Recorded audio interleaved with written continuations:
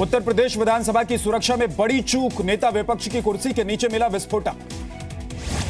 13 जुलाई को मिले विस्फोटक की फॉरेंसिक जांच हुई, PETN नाम के विस्फोटक की पुष्टि हुई। विधानसभा से करीब 60 ग्राम विस्फोटक मिला। 100 ग्राम विस्फोटक एक कार को उड़ाने में सक्षम होता है। केंद्रीय गृह मंत्रालय ने यूपी पुलिस से रिपोर्ट मांगी। जांच के लिए NSG बॉम्ब डिस्पोजल टीम को भी भेज दिया गया है।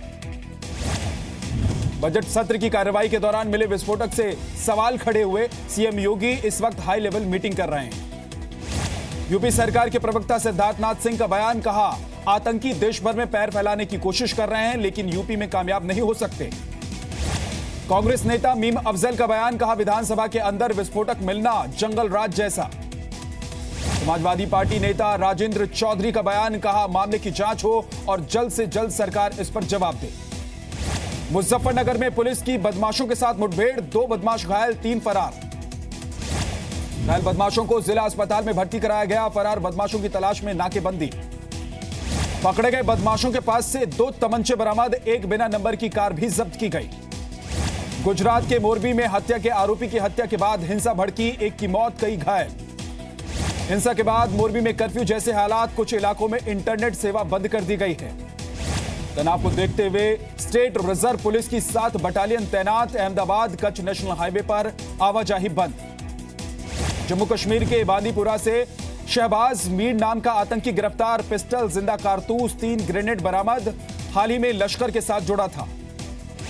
दार्जिलिंग में 30वें दिन भी हिंसक प्रदर्शन जारी। कुर्सियांग में देर रात RPF के दफ्तर में आग लगा दी गई। मिरिक में एक पुरानी लाइब्रेरी में आग लगाई गई। सुखी पोखरी में भी पुलिस चेकपोस्ट को आग के हवाले कर दिया गया। चीन सीमा विवाद पर सर्वदलीय बैठक आज शाम 5 बजे। सरकार सभी पार्टियों को ताजा हालात की जानकारी देगी। कश्मीर में सक्रिय आतंकियों में से 50% से ज्यादा पाकिस्तानी हैं। गृह मंत्रालय के मुताबिक घाटी में 220 आतंकी सक्रिय हैं। आतंकवाद पर पाकिस्तान फिर बेनकाब। 2008 के मुंबई हमले में शामिल रहे आतंकी सुफाया जफर को एक पाक एंटी टेरर कोर्ट ने जमानत दे दी है। आतंकी सफाया जफर पर मुंबई हमले के लिए पैसा मुहैया कराने का आरोप है। रावलपिंडी की अडयाला जेल में चल रही थी सुनवाई। भारत के 73% लोगों को मोदी सरकार पर पूरा भरोसा। आर्थिक सहयोग विकास संगठन OECD ने अपनी स्टडी में दावा किया। OECD के मुताबिक अपनी सरकार पर भरोसा रखने में भारत के लोग पहले नंबर पर हैं, दूसरे पर कनाडा, तीसरे नंबर पर रूस और तुर्की है। बनारस की समस्याओं में सुधार से पीएम मोदी संतुष्ट नहीं। पीएमओ ने 24 विभागों से रिपोर्ट मांगी है। अफसर देर रात तक जुटाते रहे ब्यौरा। 18 जुलाई से जम्मू में RSS का 3 दिवसीय चिंतन शिविर होगा। संघ प्रमुख मोहन भागवत आज ही पहुंच रहे हैं। 92 साल में पहली बार जम्मू कश्मीर में RSS का चिंतन शिविर होगा। घाटी के हालात और संघ का विस्तार अहम मुद्दा होगा।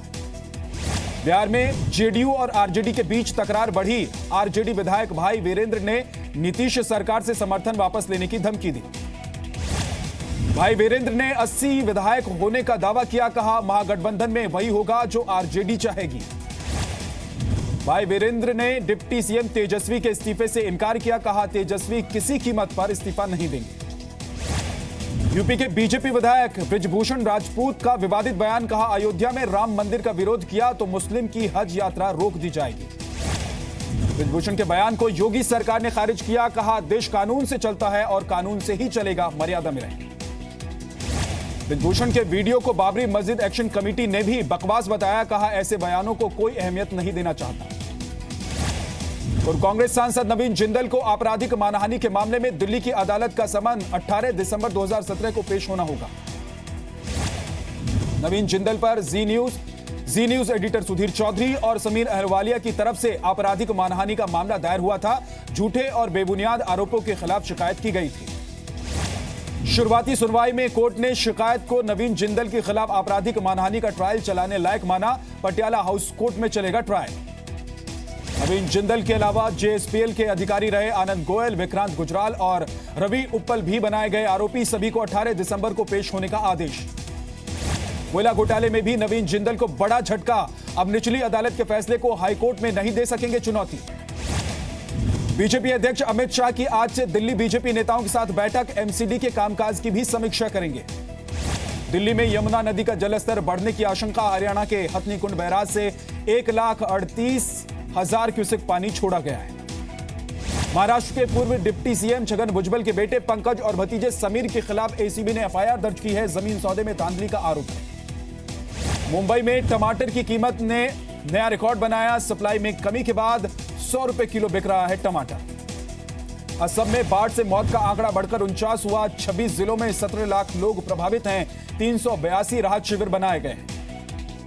असम की सारी नदियां उफान पर। काजीरंगा नेशनल पार्क का 77% हिस्सा डूबा। 25 से ज्यादा जानवरों की मौत। केंद्र सरकार की 5 सदस्यीय टीम इंफाल में बाढ़ के हालात का जायजा लेगी। गृह मंत्रालय और डिजास्टर मैनेजमेंट के सदस्य टीम में शामिल। माउंट आबू में तेज बारिश से झोपड़ी पर गिरी दीवार, 2 लोगों की मौत, 7 घायल। रात को सोते वक्त हुआ हादसा। देहरादून में भारी बारिश से कई जगहों पर पानी भर गया है। डिजास्टर मैनेजमेंट की टीमें तैनात की गई हैं। 20 जुलाई तक बारिश का अनुमान। इलाहाबाद में लगातार बारिश से करीब 600 गांवों पर बाढ़ का खतरा है। एनडीआरएफ ने मॉक ड्रिल की है। एमपी के मंदसौर में बारिश से किसानों को राहत, लेकिन कई जगह पेड़ गिरे, ट्रैफिक जाम हुआ। बोकारो में स्कूल का खाना खाने से 3 बच्चे बीमार हो गए। बच्चों से पहले कुत्ते ने खाना जूठा कर दिया था।